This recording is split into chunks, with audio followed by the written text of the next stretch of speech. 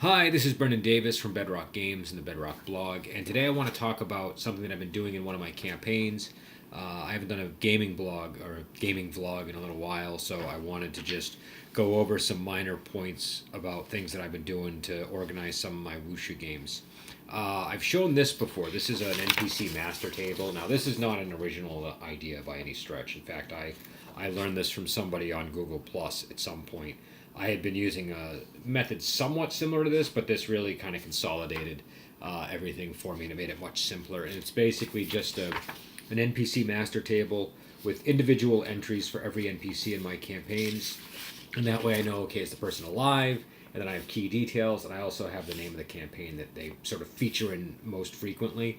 In my campaigns, these NPCs all exist in both of them, and anything that happens in this campaign also kind of happens in this campaign. But it's just helpful to know, oh yeah, Bu Dong Lai, he's important in my Disposable Disciples campaign. It just, draws my attention to it when I need it. And so I find this really helpful because one of the biggest problems when you have a lot of NPCs is knowing whether they're alive or dead, and that can be real. You can really lose track of that, and you can especially lose track of that if for a while, I'd been doing a thing where I had campaigns that took place essentially in different realities. So an NPC in one setting might be alive, and the other he might be dead, and so that made it especially important to track. And now that I've sort of merged all my campaigns together, I've just sort of consolidated them all into one master list. Now, something that I've also discovered, and I don't have an example of this here, is I need to create one of these for my sects as well, because even though I have them on individual pages, I really need an at-glance view of, okay, is this sect still intact? What's its current membership? In the rule book that I have, I've got like the sort of snapshot view, but I need to keep an active record of, okay, Golden Dragon sect has this many members, and that's going to fluctuate over the course of my campaign. So I've started doing tables for my sects as well. Now this is something new, and I'm just sort of starting to build it. But I realize, see, before I would have just a massive book of NPCs, like my folder would just have a whole section full of them, and I still do that.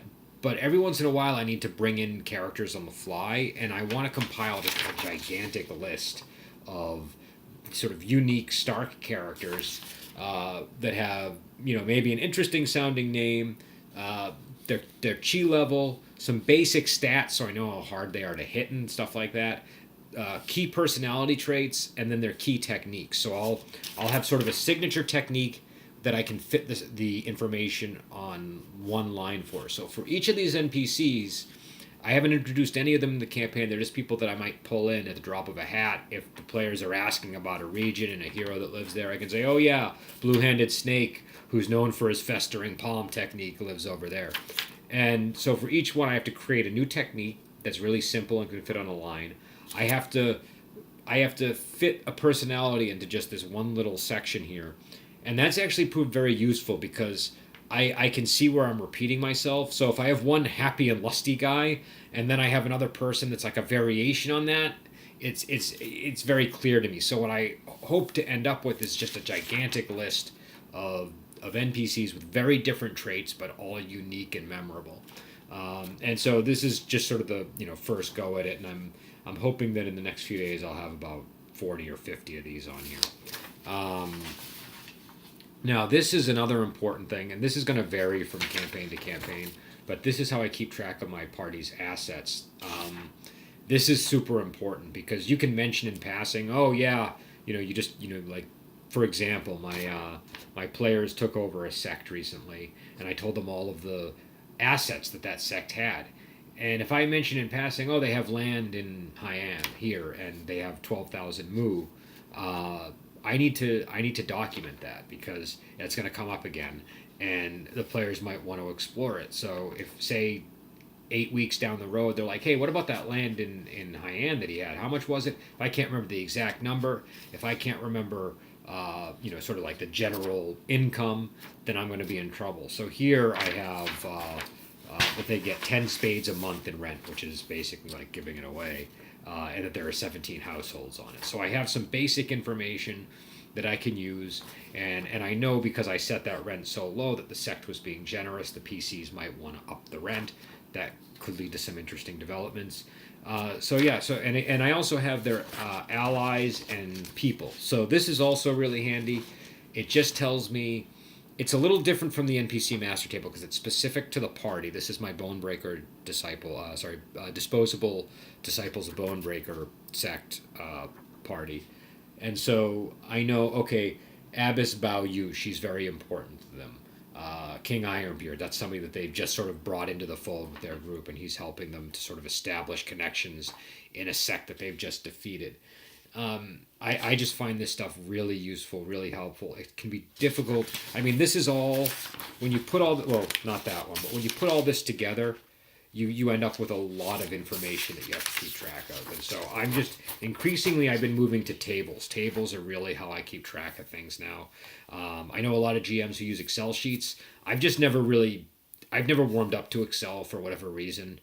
I know people that can use it and like it. I use it for bookkeeping with Bedrock Games, but then after that, I don't want to see an Excel sheet. So I just stick with tables that I can print up really easily and put in my binder, and these have been really helpful. So again, NPC master table, which I've covered before, but party assets and income. This is something that I would always, if once the players start doing stuff like setting up shop in places or having property or doing anything where they have a revenue stream, or they have people that are giving them a percentage of their they have a temple they took over that's got all these rackets and they're taking a percentage out of it. So things like that you need to keep track of, and I find tables are the best way to do it.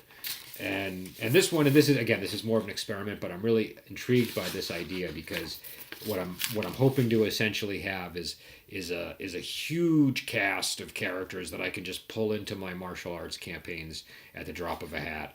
And so some of the people I've come up with so far are Supreme Master Tong, Iron God Meng, Hateful Scholar, Blind Stinky Bat. I'm trying to get names that will give me an instant visual on the character, and then I'll attach it with a personality. And this is something that sort of came up out of necessity because even though I have a lot of existing characters, a lot of existing sects, I found in the course of play, players would kind of go off the map, so to speak, when it comes to looking for new martial heroes to pull into the fold. Like they might say, well, we want to recruit somebody that is like this, and I might not have anybody like that in my group. They might give me characteristics that just they don't really match anything that exists, but I feel like somebody like that should exist in the setting. So with this, I'm hoping to at least create a much more complete sense of a martial world without having to stat every single individual character. So all I'm really giving them are their defenses, a single technique, some personality traits, and essentially their level. And so that way, if the person is introduced, I have enough to go on to run them, and then I can expand on it later. But a lot of these people are folks that might never come into play, so just having the basics is all I really need. And yeah, so these are my my little GM cheat sheet and tracking tools that I've been using.